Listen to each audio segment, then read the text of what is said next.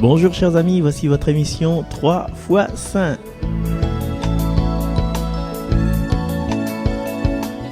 Et bien sûr, votre émission sur Salaz FM et sur YouTube en presque simultané. Aujourd'hui, nous sommes le 7 février, nous sommes au 5e dimanche du temps ordinaire de l'année B.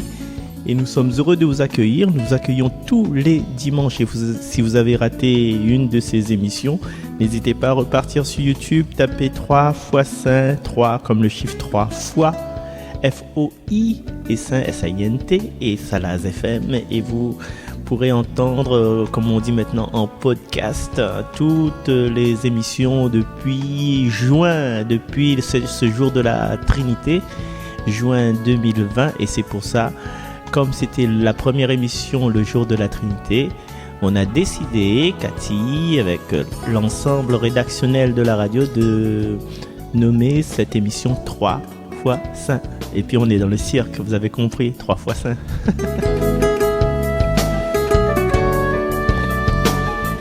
Aujourd'hui, dans notre émission, bien sûr, les intervenantes avec la lecture de ce livre de Job au chapitre 7, au verset 1, 4, 6 et 7, avec la voix de Juliette. Et puis tout à l'heure, elle n'est pas encore arrivée, peut-être nous aurons l'occasion d'écouter Sheila, qui va arriver en cours, j'espère. Et puis également, qui va arriver en cours également, la Morgane Chaffre, qui va nous chanter le psaume 146. Bénissons le Seigneur qui guérit nos blessures. Et n'oublions pas non plus ce passage de la lettre aux Corinthiens, au chapitre 9, verset 16, 9. Voilà. Au chapitre 9, versets 16, 19 et 22, 23. Malheur à moi si je n'annonçais pas l'évangile. Voilà le menu de cette émission qui est votre émission. Et vous pouvez bien sûr intervenir dans cette émission pour les prochaines éditions. N'hésitez pas à contacter la radio ou à me contacter par les moyens dont je vous laisse deviner. Si vous voulez participer aux lectures, si vous voulez participer au psaume, et bien sûr, plus il y a de personnes dans cette émission, plus ce sera diffusé, plus la parole viendra habiter chez nous. Et je privilégie bien sûr les habitants et les habitantes. Je dis habitants parce que la pointe à de bonhomme, enfin la moins de bonhomme qui fait des lectures, tout ça. Donc, m'y sollicite Azote, habitants du cirque de Salazie, que ce soit la paroisse d'Elbourg, que ce soit la paroisse de Salazie Centre, avec le père Rémy, Elbourg, je crois, c'est le père Élisée, et du côté de Grand-Îlette, avec le père Benjamin. Et oui, chers amis, oui, c'est moi Marcel, encore une fois. Et oui, mais parler justement des trois pôles de Salazie, puisque elle a eu la chance, le privilège et l'honneur de pouvoir venir un peu par ici, un peu par là-bas, venir animer à Elbourg, venir animer à Grand-Îlette, venir animer à l'Escalier, venir animer à Maravieille-Place, venir animer Salazie Centre, bien sûr. Donc voilà, et dans cette lecture, malheur à moi si je n'annonçais pas l'évangile. Me fais la lecture et puis nous allons parler un petit peu si ça tu veux, d'accord? Allez, c'est moi et je m'y colle. Lecture de la première lettre de Saint Paul apôtre aux Corinthiens. Frères, annoncer l'évangile, ce n'est pas là pour moi un motif de fierté. C'est une nécessité qui s'impose à moi. Malheur à moi si je n'annonçais pas l'évangile. Certes, si je le fais de moi-même, je mérite une récompense, mais je ne le fais pas de moi-même. C'est une mission qui m'est confiée. Alors, quel est mon mérite? C'est d'annoncer l'évangile sans rechercher aucun avantage matériel et sans faire valoir mes droits de prédicateur de l'évangile. Oui, libre à l'égard de tous, je me suis fait esclave de tous, afin d'en gagner le plus grand nombre possible. Avec les faibles, j'ai été faible pour gagner les faibles. Je me suis fait tout à tous pour en sauver à tout prix quelques-uns. En tout cela, je le fais à cause de l'évangile, pour y avoir part moi aussi.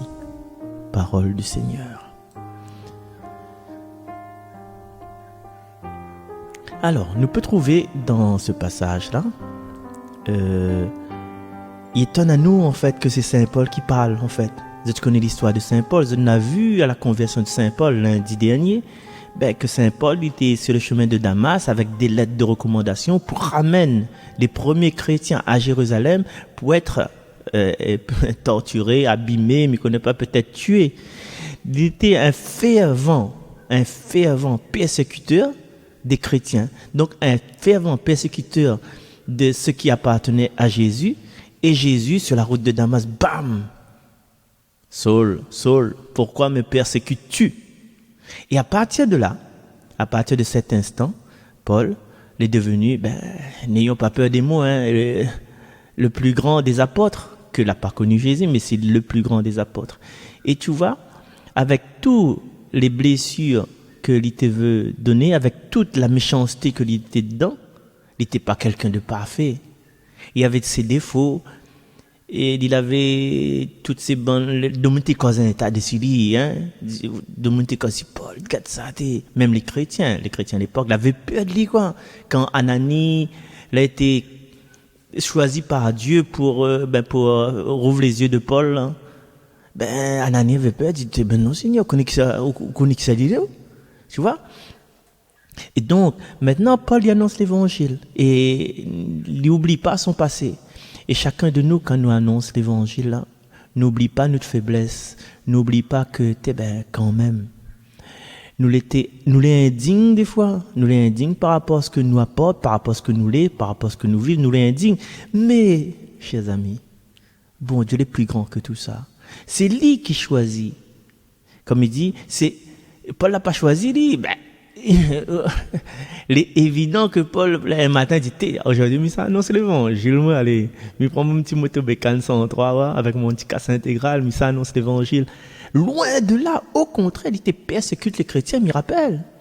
Et aujourd'hui, pour nous, personnellement, chacun de nous, nous avons quelque chose de formidable en nous.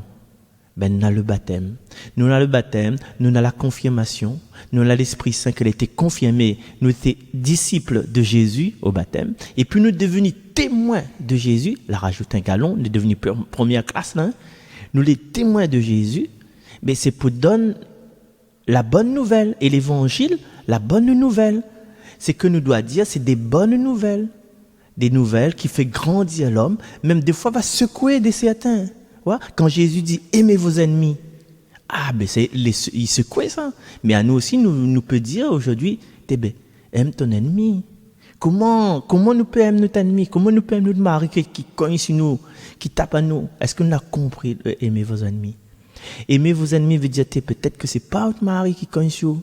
Peut-être c'est un esprit démoniaque, quelque chose de méchant en lui, une influence extérieure. Ouais? Une influence extérieure peut être n'importe qui, peut être son environnement de travail, ses fréquentations, de monde l'a fait, l'a dit, l'a fait. Et c'est ça que c'est l'ennemi qui fait agir à lui. Peut-être au fond même, le mari c'est quelqu'un de bien. Dans l'absolu, il est quelqu'un de bien, mais dans le relatif, c'est-à-dire dans ce que l'on entend, ce que les gens l'ont dit dessus, c'est, voilà, quelque chose, la montée en lui, la déclenche un truc en lui, que, il est comme ça. Et puis, avec la prière, avec, l'assiduité, avec l'amour, avec la paix, la paix des âmes des pécheurs.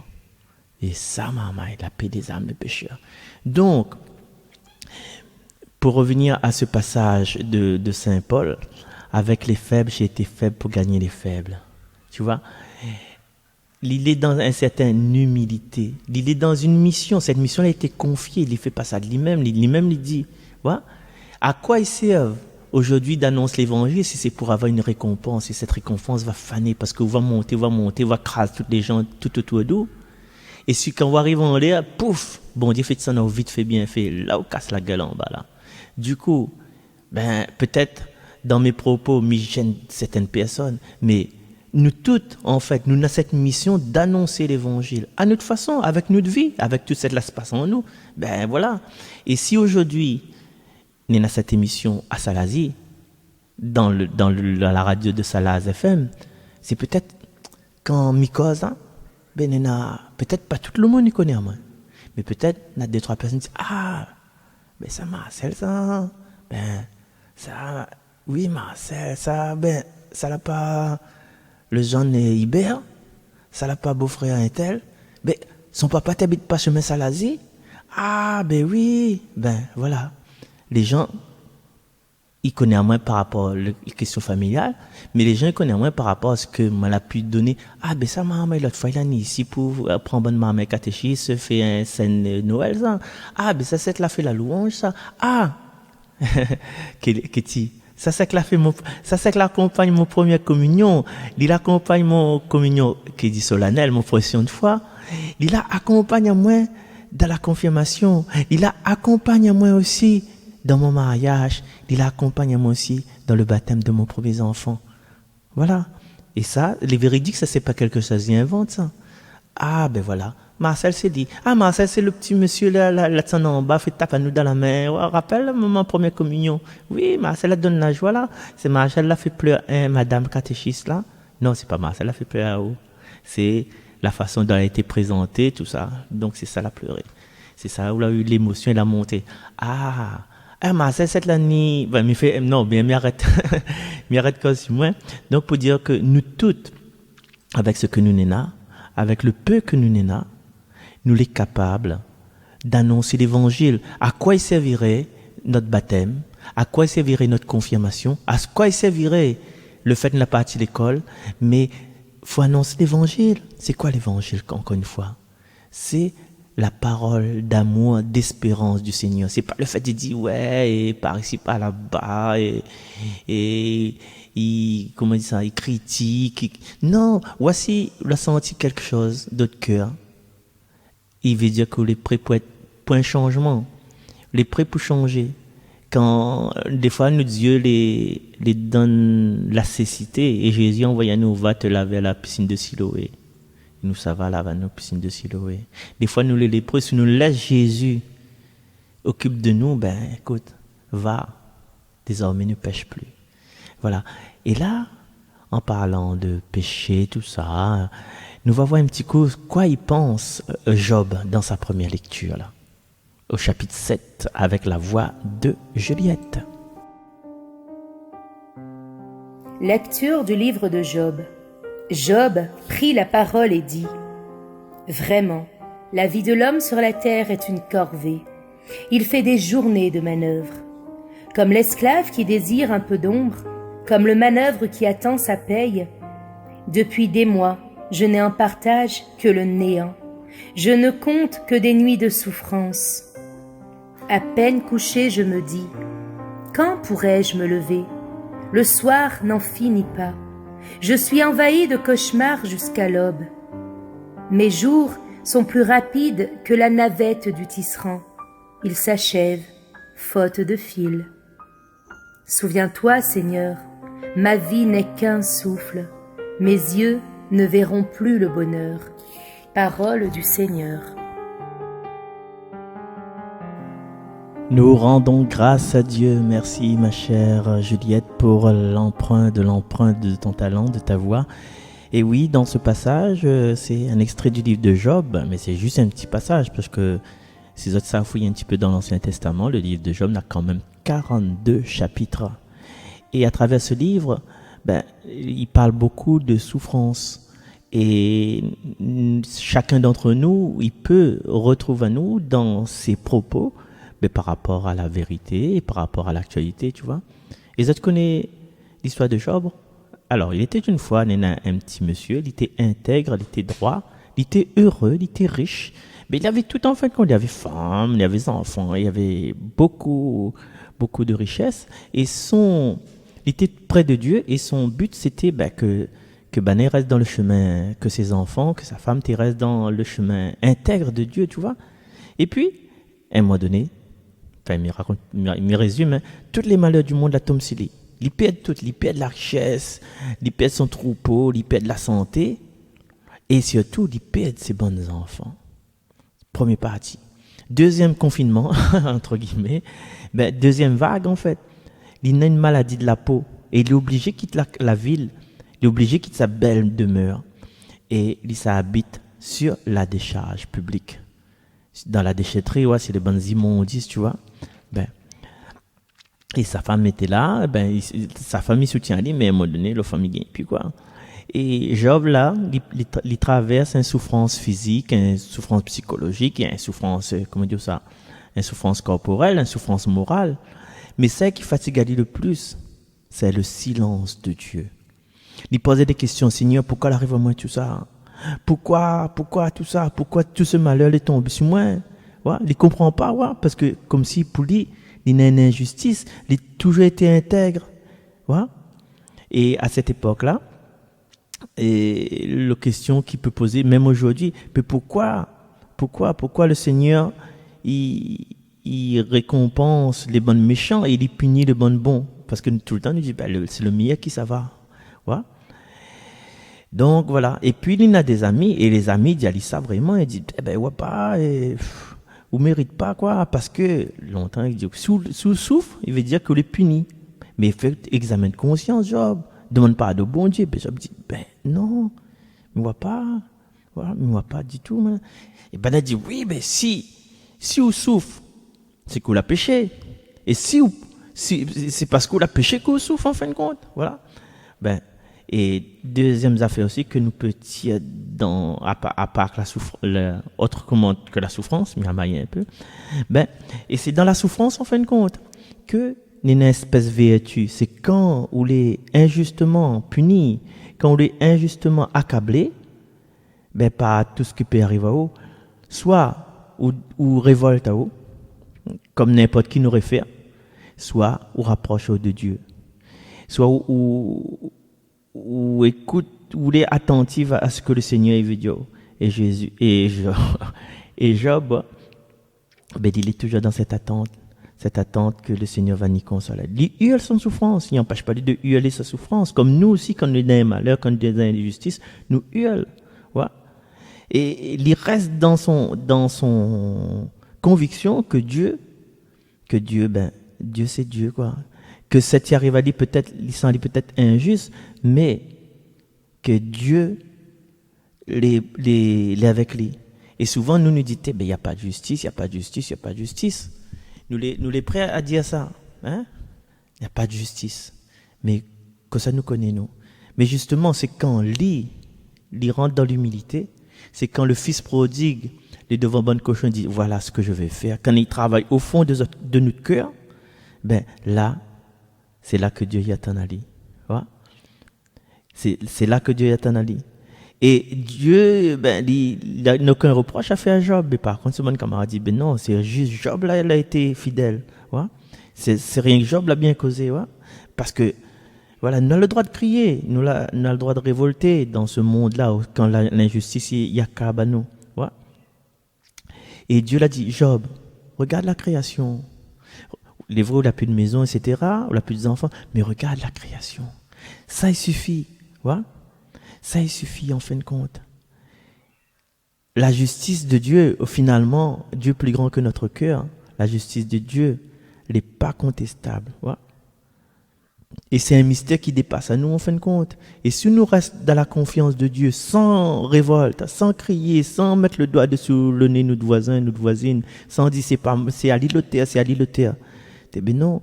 Ah non, nous, personnellement, au lieu d'accuser les autres, accuse notre enfants, accuse notre entourage, accuse n'importe qui le prête, accuse le gouvernement.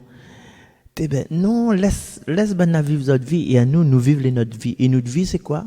C'est de prendre la main de Dieu parce que nous connaissons que Jésus, Dieu, Père, Fils, Saint-Esprit, 3 fois Saint, il est avec nous.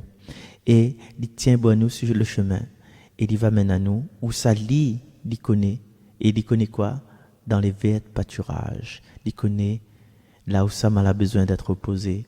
Il connaît que ça est bon pour mon cœur, mon corps.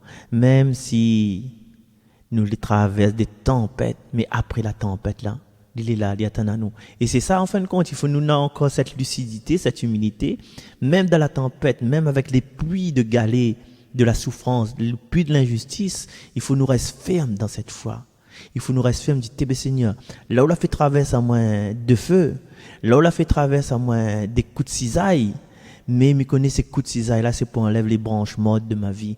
Me connais le feu là, c'est pour enlever les impuretés de ma vie. Il fait mal, Seigneur, c'est comme le vaccin Pfizer. Il fait mal, mais il fait pas publicité pour le vaccin. Il m'a donné un autre TAB alors. Il fait mal le vaccin TAB parce que les douloureux. Mais me connais, Seigneur, après ça là. Comme je connais c'est où là-dedans le vaccin, comme je connais que c'est où là prodigue tout ça, je connais que je serai immunisé pour le reste de ma vie et je serai dans ton amour, petit pour moi, même si moi, je suis un homme au cœur blessé. Voilà. Elle est déjà arrivée dans nos studios, elle va nous faire la lecture de ce jour. Bonjour ma chère Sheila, bonjour. Bonjour.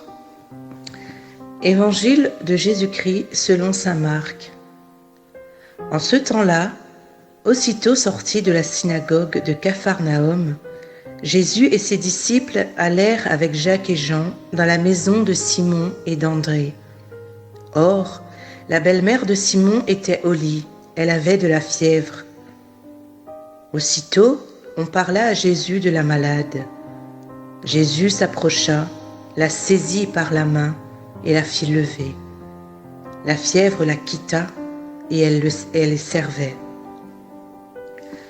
Le soir venu, après le coucher du soleil, on lui amenait tout ce qui était atteint d'un mal ou possédé par des démons. La ville entière se pressait à la porte. Il guérit beaucoup de gens atteints de toutes sortes de maladies et il expulsa beaucoup de démons. Il empêchait les démons de parler parce qu'ils savaient, eux, qui il était. Le lendemain, Jésus se leva bien avant l'aube. Il sortit et se rendit dans un endroit désert, et là, il priait. Simon et ceux qui étaient avec lui partirent à sa recherche. Ils le trouvent et lui disent : « Tout le monde te cherche. » Jésus leur dit : « Allons ailleurs, dans les villages voisins, afin que là aussi je proclame l'Évangile, car c'est pour cela que je suis sorti. » Et il parcourut toute la Galilée, proclamant l'Évangile dans leurs synagogues et expulsant les démons. Acclamons la parole de Dieu. Louange à toi, Seigneur Jésus. Merci, Sheila. Merci, toi qui œuvres pour l'expansion de la parole, pour l'évangélisation, tout comme ta sœur Juliette, et peut-être tout à l'heure, si elle arrive au moment pour écouter la voix de Morgane. Alors, nous allons juste aujourd'hui nous arrêter sur ce personnage de la belle-mère de Simon, si vous voulez bien. Alors, cette belle-mère, en fin de compte, dit belle-mère, ne connaît pas si c'est le petit mère, comme en France il dit, ou bien si c'est la maman de la femme à Simon, ne connaît pas trop en fait. Et il a pas de nom. Et quand nous remarque qu'elle n'a rien demandé. Hein? Cette belle-mère ne demande rien. Ce sont les autres qui parlent d'elle à Jésus. Et Jésus, en fait, il vient, il approche, il saisit par la main, il fait lève à elle. La fièvre, il quitte à elle. Et dans la même phrase, vous êtes la vie, dans la même phrase, elle les servait. Que ça, où on serve, si on ne serve pas. Alors, il est hyper rapide. La maladie peut-être été lente. Aussitôt, déjà. La phrase commence par aussitôt. Il parle de Jésus à la malade. Jésus ne pose pas question combien de temps et combien de degrés de fièvre. Si on va docteur, non, Jésus il approche. Il saisit par la main. Il fait la veille. Et la fièvre, ça va. Comme il dit, un claque, un sommeil. Et cette femme-là, elle n'a pas dit, ah, merci. Enfin, ne connaît pas. Hein. En tout cas, elle n'a pas dit merci. Elle n'a pas dit merci Seigneur. Elle n'a pas dit, ah, ben, on a causé un coup ensemble. Non, elle y serve. Il veut dire que, déjà, n'est pas obligé à nous-mêmes de demander notre guérison, mais il y a des autres que nous ne connaissons pas. Il prie pour nous, il veut notre bien, en fait. Ouais, et c'est pour ça, en fait, il faut donner un sourire, il faut dire un merci à chaque personne autour de nous. Parce que nous ne connaissons pas notre maman, notre papa, des étrangers. Quand on nous dit, priez un peu pour moi, ils ne nous connaissent pas, nous. Ouais. Et là, la belle-mère de Simon, il ne connaît pas qui ça la demande à Jésus de guérir à elle. Donc, nous ne connaissons pas. Premièrement, nous ne connaissons pas. Et ce sont les autres surtout qui prient pour nous, en fait. Tu vois? Deuxième affaire aussi, c'est qu'il n'a pas de nom, donc il peut être n'importe qui de nous ici. Et Jésus, qui vient, il trappe Ali par la main, il aurait pu rester dans le lit. Tu vois? Mais Jésus l'a fait lève à lui. Et Jésus fait lève nous toutes, c'est que dans notre, dans un immobilisme, un paresse spirituel. Mais Jésus vient, trappe à nous, vient saisir à nous par la main et il fait lève à nous. Et quand il fait lève à nous, et si nous décide de lever, là, notre fièvre, ça va. Notre fièvre, ça va pas avant, hein. Notre fièvre, il décide d'aller quand nous mettons à nous debout. Et le but que la fièvre, il quitte à nous, ben, le but, c'est de servir le Seigneur. C'est de servir nos frères. Peut-être là, c'est un petit vin mousseux, ou bien il ne me connaît pas, mais un petit orangina, une affaire comme ne connaît pas, mais en tout cas, elle s'est mise au travail dès qu'elle trouve sa guérison.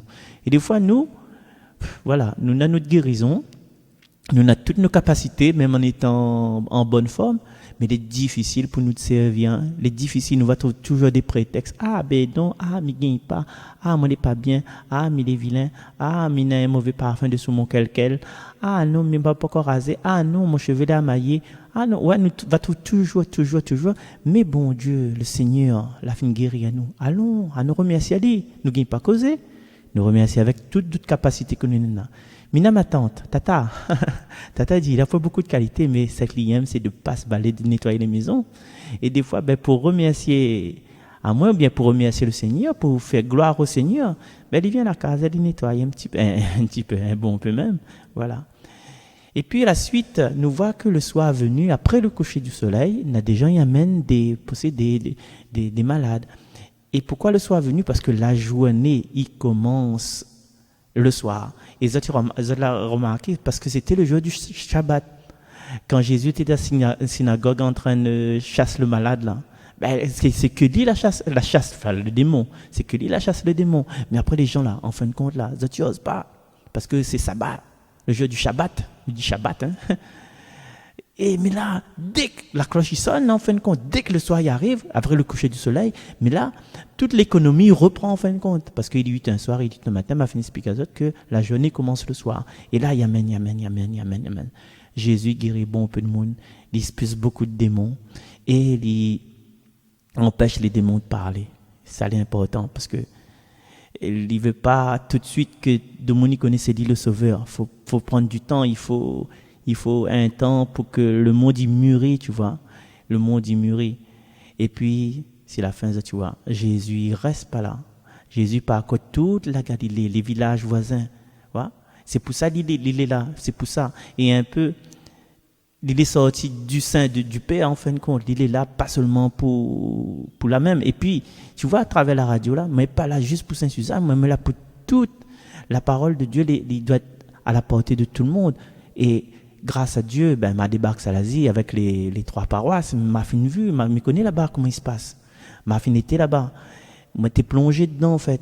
Que les gens qui connaissent pas, les comme ça. Ben, les comme ça. Des louanges, etc., quoi. Donc, et puis tout ça, il rayonne. Et nous, notre but à nous, chacun de nous, là, c'est de ne pas rester là, comme Marcel Tugal a dit, allons dire partout comment Jésus est bon. Et, pour dire au revoir, je propose aux autres d'écouter la belle Morgane avec le psaume 146. À bientôt. Nous ça quitte à nous là-dessus. Allez, bye bye. Bénissons le Seigneur qui guérit nos blessures. Bénissons le Seigneur qui guérit nos blessures. Il est bon de fêter notre Dieu, il est bon de chanter sa louange. Il guérit les cœurs brisés et soigne leurs blessures. Bénissons le Seigneur qui guérit nos blessures. Il compte le nombre des étoiles, il donne à chacun un nom. Il est grand, il est fort, notre maître. Nul n'a mesuré son intelligence. Bénissons le Seigneur qui guérit